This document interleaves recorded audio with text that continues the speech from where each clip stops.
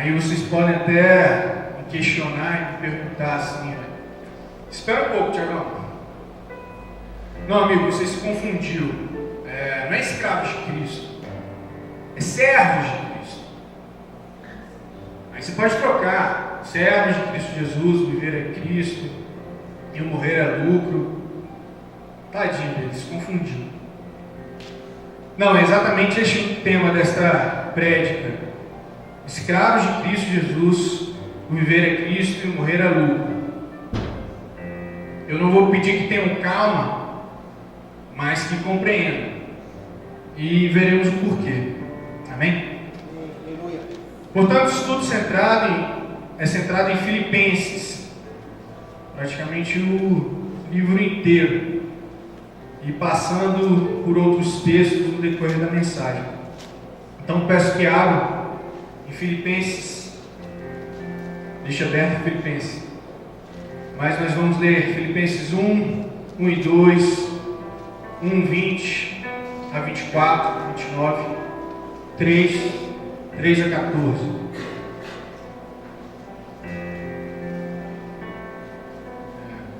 Filipenses 1.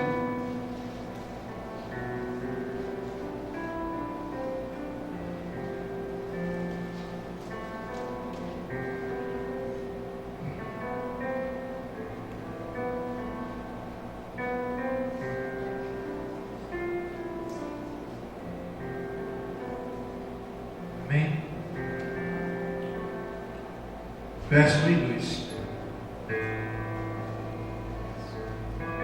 Paulo e Timóteo, servos de Cristo, a todos os santos em Cristo Jesus que estão com os bispos e diáconos em Filipos.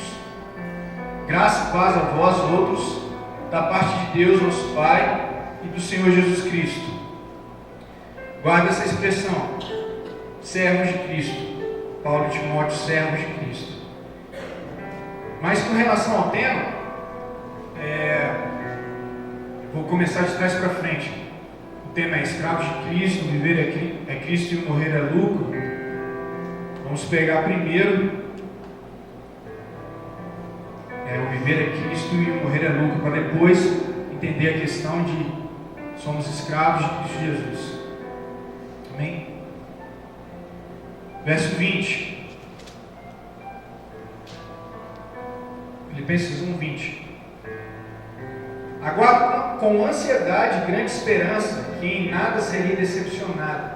Pelo contrário, com toda a intrepidez, tanto agora como em todos os dias, Cristo será engrandecido no meu corpo, seja durante a vida ou mesmo na hora da morte. Porque, para mim, o viver é Cristo e o morrer é lucro. Caso continue vivendo no corpo, certamente apreciarei o fruto do meu labor. Mas já não sei o que escolher. Sinto-me conclamado pelos dois lados. Desejo partir e estar com Cristo, o que é infinitamente melhor. Mas entendo que por vossa causa é mais necessário que eu permaneça no corpo. 29. Porquanto, por amor de Cristo, vos foi concedida a graça de não somente crer em Cristo, mas também de sofrer por Ele. Filipenses 3, de 3 a 14.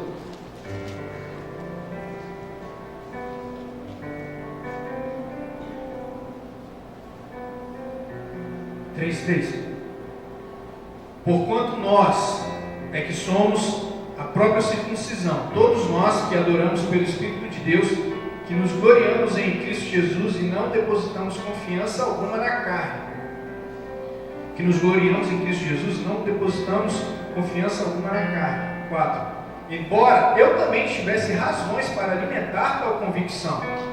Que convicção? Que nos gloriamos em Cristo Jesus e não depositamos confiança alguma na carne. Ora, se alguém julga que tem motivos para confiar na carne, eu ainda mais. A carne aqui, parando um pouquinho, não é a concepção da natureza pecaminosa do homem, mas é qualquer valor humano.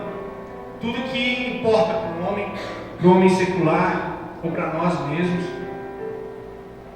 A gente vai entender por que agora no versículo 5º e no 6º. Porque ele diz: ora, se alguém julga que tem motivos para confiar na carne, eu ainda mais. 2 pontos.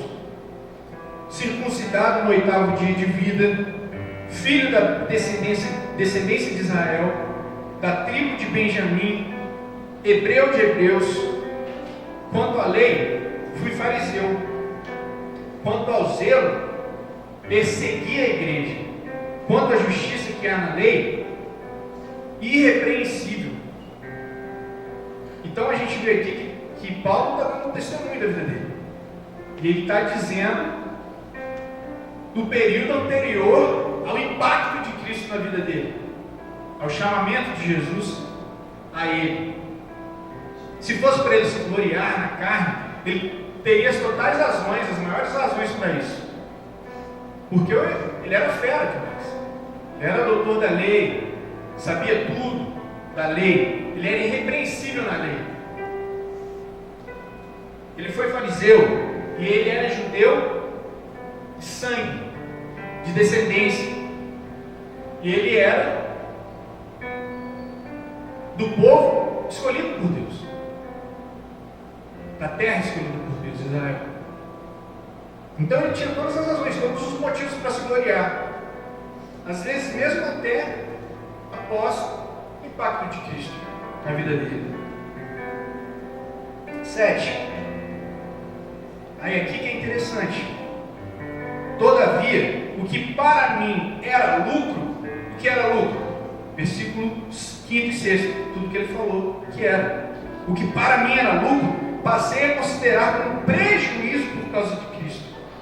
Mais do que isso, compreendo que tudo é uma completa perda, quando comparado à superioridade do valor do conhecimento de Cristo Jesus, meu Senhor, por quem decidi perder todos esses valores,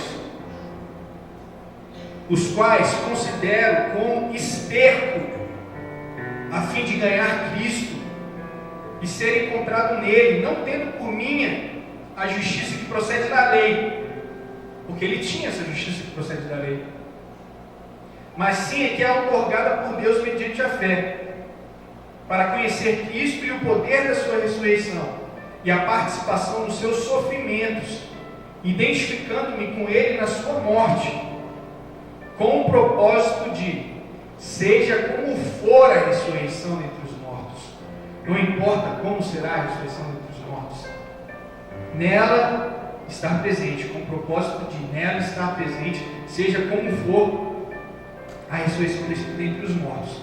Então, o que Paulo diz aqui no versículo 8, mais do que isso, mais do que prejuízo por causa de Cristo, eu considero todas essas coisas, e ainda mais, comparado não à superioridade de Cristo, não à supremacia de Cristo ainda, mas comparado à superioridade do valor do conhecimento de Cristo. Ao conhecimento de Cristo, Paulo já rejeitava todos esses valores mundanos, ou esses valores naturais. Apenas ao conhecimento, quiçá ao próprio Cristo. E ele diz no final do versículo 8: por quem decidi perder todos esses valores, os quais considero como esterco, sinônimo de fezes. Então não é nada, ou menos que nada, é podre. Todas as coisas que a gente dá valor, ou deu valor, se a gente for comparar Paulo a alguém de hoje em dia, sei lá se a gente pode fazer essa comparação. Eu não sei. Sinceramente eu não sei com quem nós poderíamos compará-lo. Porque ele poderia se exaltar se ele permanecesse na condição anterior. Até pelo zelo dele por ser fariseu, ele perseguia os cristãos. Isso era motivo de orgulho. Continuando, 12. Não que eu já tenha alcançado tudo isso, ou seja perfeito. Entretanto, vou caminhando, buscando alcançar aquilo que também fui alcançado por Cristo Jesus. Entretanto, vou caminhando, buscando alcançar aquilo para que também fui alcançado por Cristo. O que é aquilo? O que ele quer alcançar, pelo qual ele também foi alcançado por Cristo? É o propósito do 11. Está presente na ressurreição. Irmãos, não penso que eu mesmo já o tenha conquistado, mas tomo a seguinte atitude: esquecendo-me das coisas que para trás ficam, ou seja, versículos 5 e 6, e avançando para as que estão adiante de mim, apresso-me em direção ao alvo, que é Cristo, a fim de ganhar o prêmio da convocação celestial de Deus em Cristo Jesus. O que é esse prêmio? Já foi dito. É a ressurreição entre os mortos em Cristo Jesus. Esse é o prêmio. Basicamente, isso é viver Cristo e morrer. É lucro, totalmente lucro, porque essa é a esperança dele. A esperança de Paulo é essa.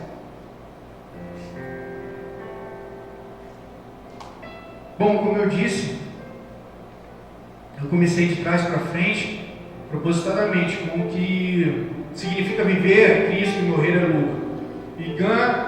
Lucro e ganho. E com o fim de entendermos o que Paulo quer dizer, com toda essa ênfase em considerar Jesus Cristo como único e todo valioso. Podemos, portanto, entender a suficiência em Cristo como o supremo valioso que é a plena satisfação e admiração por Jesus Cristo na própria essência de Paulo. Pois bem, agora para a gente entender um pouco o contexto histórico da carta de Filipenses.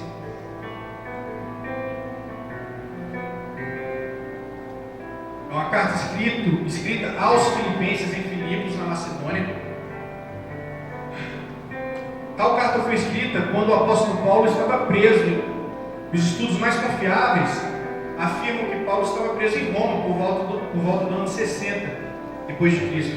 Provavelmente prisão domiciliar sob vigilância da guarda pretoriana, a guarda especial de oficiais romanos, relatado em Atos 28, 14 a 31. Depois, se quiserem estudar essa passagem, Atos 28, 14 a 31, que diz sobre essa prisão de Paulo, quando escreveu essa carta ao povo cristão de Filipos. Voltando lá em Filipenses, ainda não voltemos. O segundo ponto é testemunho de vida de um escravo real e o privilégio de sermos escravos de Cristo. Começo realizando a distinção do significado da palavra servo e senhor. Paulo e muitos outros apóstolos que formaram o grosso dos livros neotestamentários começam suas saudações se autoproclamando de servos de Cristo.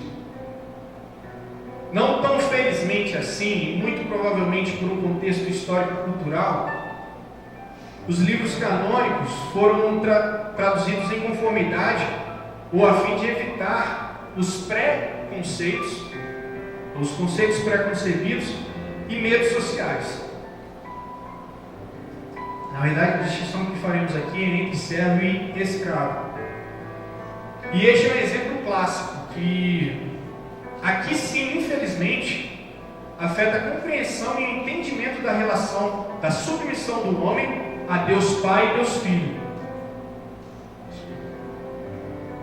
Notamos, portanto, a falta de zelo e temor pelo Ser Supremo e Eterno, que a tudo criou e a tudo sustenta, não só no evangelicalismo contemporâneo, mas na religião cristã por si mesma. Quando nós exigimos algo de Deus, quem somos nós para exigir algo de Deus? Porque talvez a gente não tenha percebido o verdadeiro significado da palavra servo. Então, Onde quero chegar com isso? A palavra traduzida nas línguas inglesas e portuguesa como servo, na realidade tem como significado real, em grego, a palavra escravo. Faremos a distinção das duas.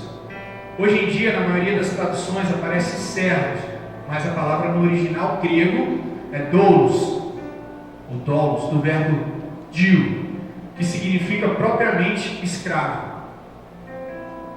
Paulo identifica a si mesmo e Timóteo como escravos de Cristo Jesus em Filipenses 1:1, aquela parte que eu pedi para vocês guardarem.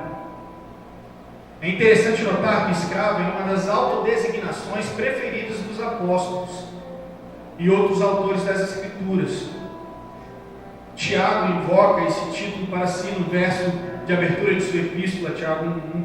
O mesmo é verdade para Pedro, em 2 Pedro 1:1, e aqui na King James está escrito verdadeiramente escravo. É o único que eu encontrei de todas essas referências na King James que ele se auto-intitula escravo, os outros tudo servo. Judas 1:1, e para o apóstolo João, Apocalipse 1. Além disso, Paulo repete que ele é doulos de Cristo ao longo de suas outras cartas, Romanos, 1 Coríntios, Gálatas, Efésios, Colossenses, 2 Timóteo e Tito, nessas cartas de Paulo. O termo é usado pelo menos 40 vezes no Novo Testamento para se referir àquele que crê, e o equivalente hebraico é usado mais de 250 vezes para se referir aos homens piedosos do Antigo Testamento. Podemos concluir com segurança que o Senhor quer que o seu povo veja a si mesmo dessa forma. Rapidamente, alguns exemplos de textos que podemos perceber nossa total sujeição a Jesus Cristo. 1 Coríntios 7:22.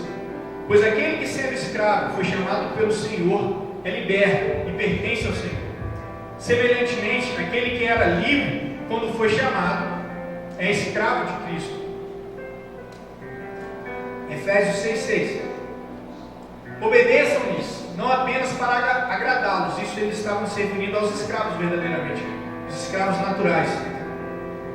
Obedeçam-lhes, não apenas para agradá-los aos seus senhores, quando eles os observam, mas como escravos de Cristo, fazendo de coração a vontade de Deus. Romanos 6:22. Mas agora que vocês foram libertados do pecado e se tornaram escravos de Deus, o fruto que colhem leva à santidade e ao seu fim, e o seu fim é a vida eterna. Paulo, em grego doulos, isto é, escravo de Cristo Jesus, chamado para ser apóstolo, separado para o Evangelho de Deus, Romanos 1:1. Simão Pedro, em grego doulos, isto é, escravo, e apóstolo de Jesus Cristo, 2 Pedro 1. Tiago, em grego doulos, isto é, escravo de Deus e do Senhor Jesus Cristo, as 12 tribos dispersas entre as nações, saudações. Judas, em grego doulos, isto é, escravo de Jesus Cristo e irmão de Tiago, aos que foram chamados, amados por Deus Pai e guardados por Jesus Cristo. Judas 1:1. Para alguns, pode parecer uma diferença irrisória, servo e escravo, mas a distinção do significado das palavras é imensa. Faça a distinção aqui. Vamos ao próximo ponto: servo versus escravo. O significado cru de servo, relativo ao indivíduo que, não sendo escravo, presta serviços a outra pessoa, é um criado.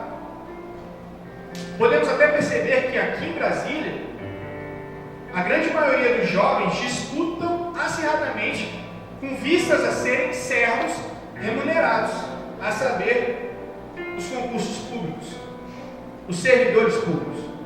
Perceba, servidor igual a servo. Então, o servo tem a liberdade de ir e vir, de desistir se quiser, de ligar-se novamente, de religar-se, ou de ligar-se a outro senhor. Só serve ou só presta serviço por recompensa. Isso é servir.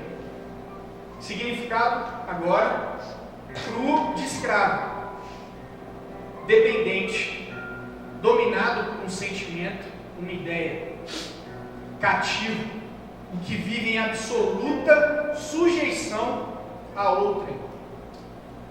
Escravo é posse, é possessão, literalmente propriedade do seu amo e senhor, para sempre ou sempre que o seu senhor quiser. Seu senhor pode se dispor do escravo por bem entender quiser, não necessita dar satisfação ao serviçal. William Barclay diz que quando Paulo se chama de escravo de Cristo Jesus, o faz por 3 motivos. Em primeiro lugar, deixa claro que é possessão absoluta de Cristo Jesus, que o amou, Jesus o amou e o comprou mediante um alto preço. Vamos lá, em 1 Coríntios 6,19, me acompanhe.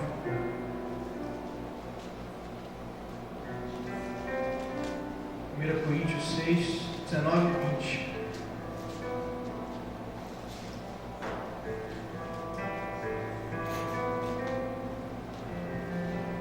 Amém?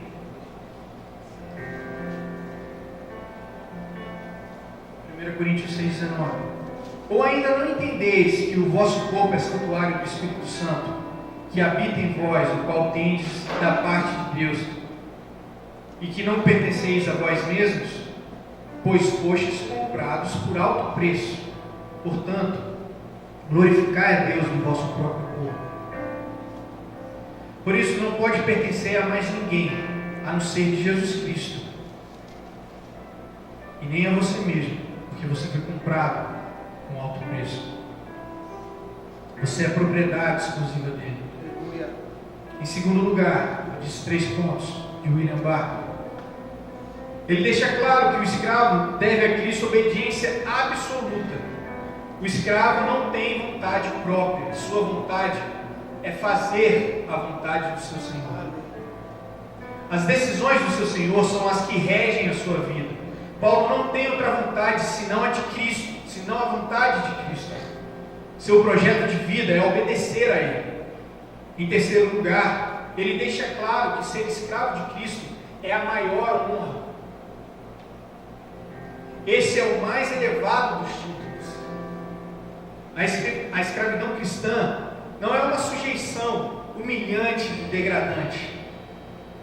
Pelo contrário, como disse Agostinho, quanto mais escravos de Cristo somos, mais livres nos sentimos. Então, o que significa ser um escravo? No livro intitulado Escravo, de John MacArthur, esse livro destaca paralelos entre o cristianismo bíblico e a escravidão do primeiro século. O primeiro paralelo é a propriedade exclusiva. Escravos são propriedades dos seus mestres. Como Paulo diz aos crentes em 1 Coríntios 6, 19, 20 que lemos: vocês não são de si mesmos, vocês foram comprados por um preço. Veja, os cristãos não vivem em um mundo de livre autonomia. Nós não somos os donos do nosso destino, nem os capitães de nossas almas. Fomos comprados por um preço e por isso pertencemos àquele que pagou esse preço. Portanto, diz Paulo em 1 Coríntios 6, 19 e 20, porque foram comprados por alto preço e não são de si mesmos. Glorificai a Deus no vosso corpo. Propriedade exclusiva implica submissão completa. Se pertencemos a Cristo, se Ele é nosso dono, então o comando de nossa vida não é a nossa vontade, mas a vontade dEle, a vontade do nosso mestre, a vontade do nosso Senhor. Segundo ponto do livro Escravos de John MacArthur é a devoção singular. Nem o escravo se preocupava em obedecer outros mestres.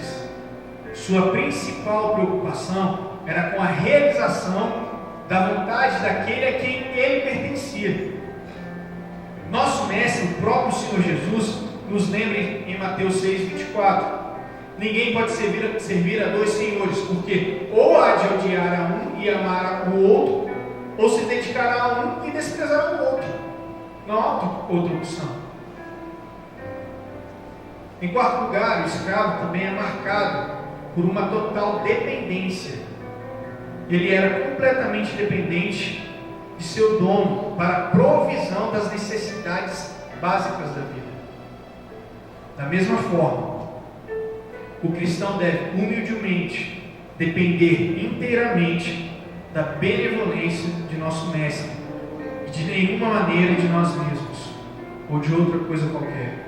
E porque ele é um mestre amoroso e bondoso, todas as nossas necessidades, vejam bem, necessidades e não caprichos ou mimos que exigimos de Deus por algum direito que achamos que temos, mas sim, nossas necessidades são satisfeitas e nós somos livres para servir nosso mestre sem obstáculos e com todo entusiasmo e alegria.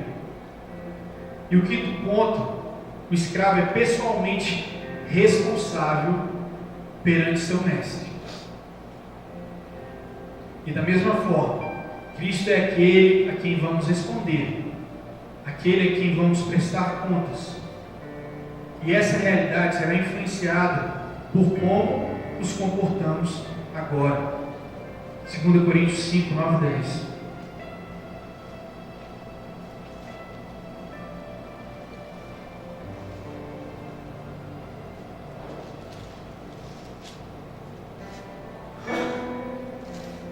Coríntios 5, 9 e 10, amém?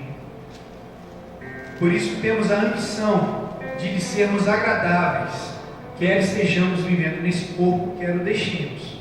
Porquanto todos nós deveríamos comparecer diante do tribunal de Cristo, a fim de que cada um receba o que merece em retribuição pelas obras praticadas por meio do corpo, quer seja o bem, quer seja o mal.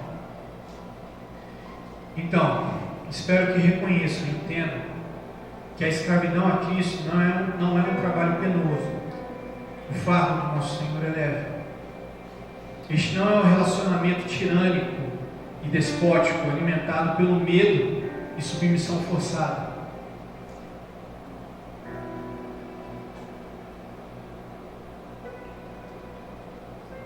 A imagem não é de alguém cuja vontade é constantemente frustrada pelos caprichos de seu mestre, ou seja, a vontade do escravo não é constantemente frustrada pelos caprichos do seu mestre, mas de alguém cuja vontade é, ao longo do tempo e de repetida exposição ao mestre, uma exposição amorosa e felizmente conformada à vontade do mestre. Então a nossa vontade se torna a vontade do mestre. Portanto, ser escravo de Cristo é o caminho para a liberdade perfeita. Vê a dicotomia da questão? Naturalmente, ser escravo é ser totalmente preso, totalmente limitado. Mas ser escravo de Cristo é o caminho para a liberdade perfeita. Porque somos escravos de Cristo, mas somos livres da penalidade da escravidão e da degradação do pecado. Em seu cerne, então, a essência da vida cristã pode ser descrita como escravidão e total sujeição a Cristo. A título de esclarecimento, falei que escravos em grego significa doulos e senhor. Em grego, kurios, o kyrios. Para os gregos, a palavra kyrios poderia se referir a um homem de alta posição e poder, ou a um ser sobrenatural, ou seja, a um Deus.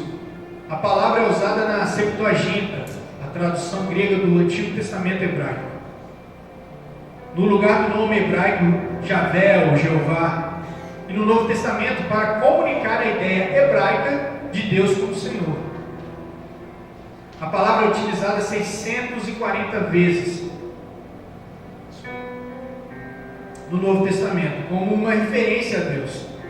É significativo que a palavra Kyrios, ou Kurios, é usada sem reserva, referindo-se a Jesus. Primeiramente, a Bíblia não é contraditória. Então, as coisas que parecem contraditórias devem ser analisadas com cuidado e devemos analisar o contexto. Mas, naturalmente, a gente pode questionar, né? Tudo bem, Tiago, você está lendo esses versículos que nos remete à escravidão de Cristo, à escravidão a Cristo. E quanto a esses versículos aqui? João 15,15. Já não os chamo servos, porque o servo não sabe o que o seu Senhor faz. Em vez disso, eu os tenho chamado amigos, porque tudo que eu ouvi de meu Pai, eu lhes tornei conhecido. Gálatas 4,7. Assim, você já não é mais escravo, mas filho, e por ser filho, Deus também o tornou herdeiro. Gálatas 4,7. Este contexto fala sobre a escravidão à lei e não a Deus. Você não é mais escravo à lei.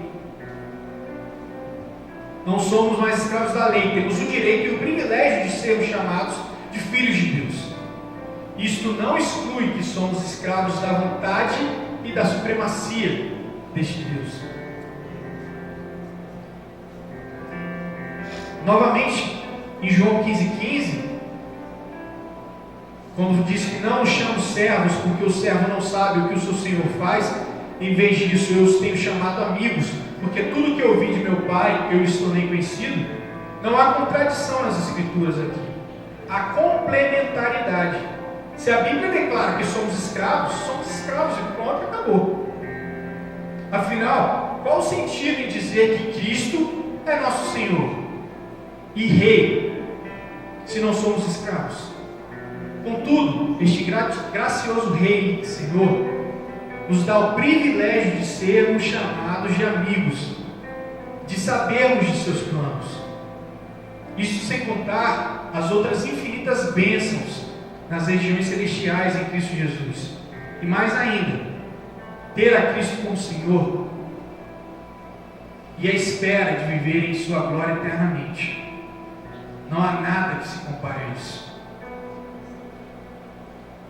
E você ainda dirá: bom, Tiago, então, mas podemos escolher ser escravos ou não de Cristo, certo? Pode ser que nossa limitação entendamos que voluntariamente nos escravizamos a Cristo, mas somos levados pela graça de Deus a isso. Então, no final, não somos nós, mas somos também, porque é através de nossos atos que chegamos lá. Por isso, 2 Coríntios 5, 9, 10, estaremos presentes diante do nosso Senhor no tribunal de Cristo. Há responsabilidade. Isso sem contar o sentido global de que todas as coisas são escravas de Deus e o servem conforme seus planos soberanos. E talvez eu tenha corrido aqui, mas já finalizando, bem disse John Piper: galáxias, elétrons, vento, terra, fogo, vírus, vermes, mentes humanas o obedecem, pois tudo está a teu serviço, conforme Salmos 119, 91. E o último texto que eu quero que nós reflitamos juntos é conhecido Colossenses 1, de 13 a 20. Vamos lá.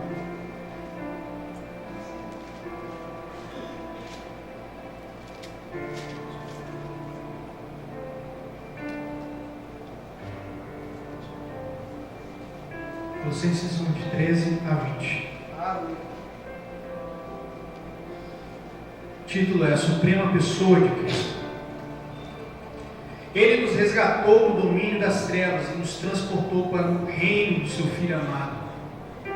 Quem fez isso? Deus. Em quem temos a plena redenção por meio do seu sangue, sangue de Cristo, isto é, o perdão de todos os pecados. Ele que em Cristo é a imagem do Deus invisível, o primogênito sobre toda a criação, porquanto nele foram criadas todas as coisas, nos céus e na terra, as visíveis e as invisíveis, sejam tronos ou dominações, sejam governos ou poderes.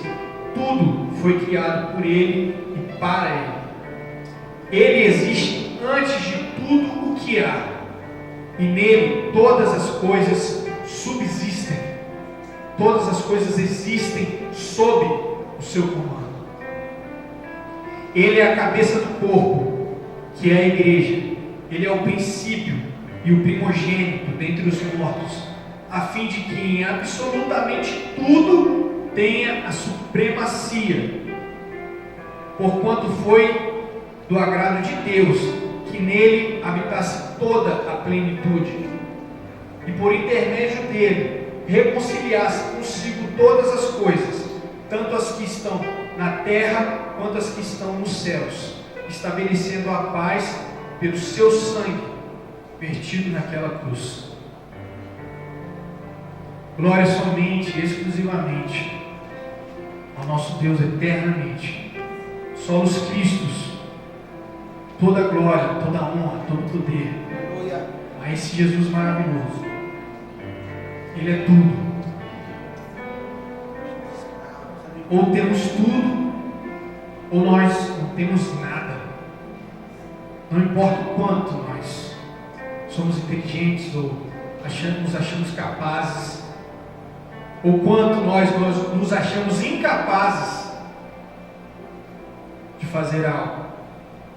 Ainda assim, Ele é tudo, tanto plenamente, ou se acha plenamente capaz, quanto ao que se acha limitado. Ele é a razão do nosso viver, Ele é a razão da nossa vida. Por isso não se assustem com essa expressão, escravos de Cristo. Tenho orgulho de dizer isso. Eu sou escravo do Senhor do universo, do Senhor da minha vida, do Senhor do meu respirar, do meu suspiro, de todo o meu ser, de tudo que eu faço. Só o Senhor é Deus.